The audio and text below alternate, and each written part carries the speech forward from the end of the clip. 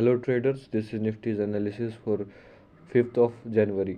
आज market gap up open हुआ और गैप को फिल करने की कोशिश की। आफ्टर दैट ओपनिंग प्राइस पे कंसोलिडेट किया और बाइंग रैली की। As I have told in the previous video that market could show a strength in the today's market. Market आज फर्स्ट हाफ ट्रेडिंग सेशन में बुलिश रहा. After that it consolidates in a zone of 30 points, which is showing some pressure in the market. And I have told in the previous video that अगर market एक particular rally के बाद, एक particular swing के बाद consolidate करता है, that means it is showing weakness or strength if it is a buying swing or selling swing. In this situation, the market is consolidating at the resistance level around this level, which is showing some pressure in the market. I have taken a trade but exited at the break even. How it was today, I have tried to take the trade at this point, लेकिन ये entry price पे consolidate किया, जिसके कारण हम इससे exit कर दिए ब्रेक इवन पे. और if we look at the option chart in this scenario, तो ऑप्शन चार्ट भी बहुत ज़्यादा फ्लक्चुएट नहीं किया है. उसमें भी प्रेशर शोकास्ट हुआ है, क्योंकि after one big green candle there is a 4 to 5 consolidating candle next to him. तो वो ऑप्शन को मूव करने नहीं देता, और वो उसमें ऑप्शन और डिके ही होता है. और मार्केट में एक परफेक्ट सेलिंग स्विंग कब कहलाता है? अगर वो माइनर सेलिंग स्विंग के लो को वायलेट करता है, तो that is called a perfect selling swing.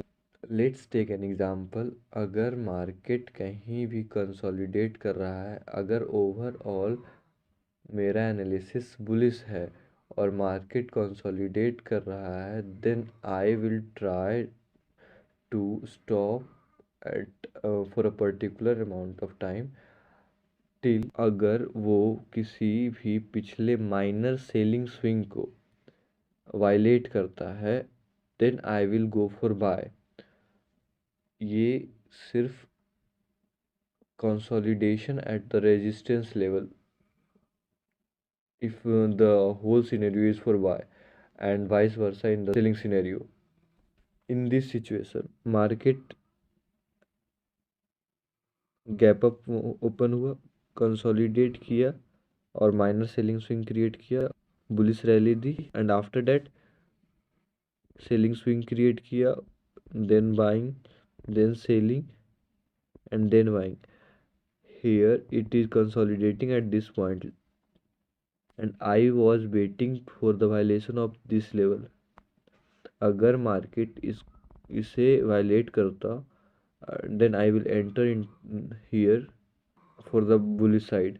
What could be happen next?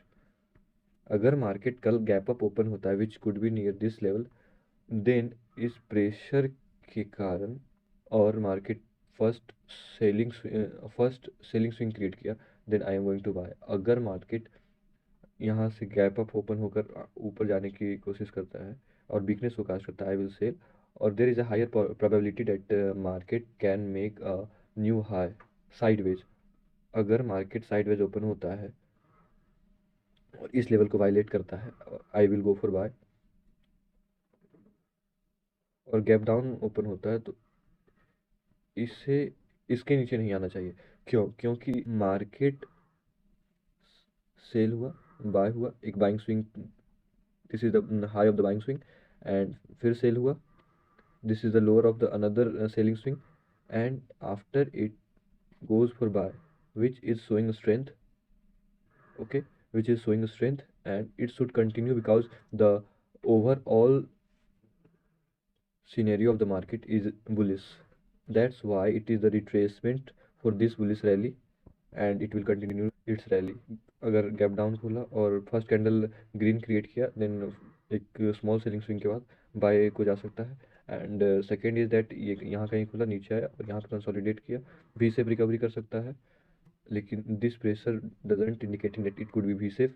The ideal situation for me could be sideways opening of the market. अगर गैप अप हुआ तो उससे the first candle should fill the gap, and it will continue its buying rally. Thank you for watching.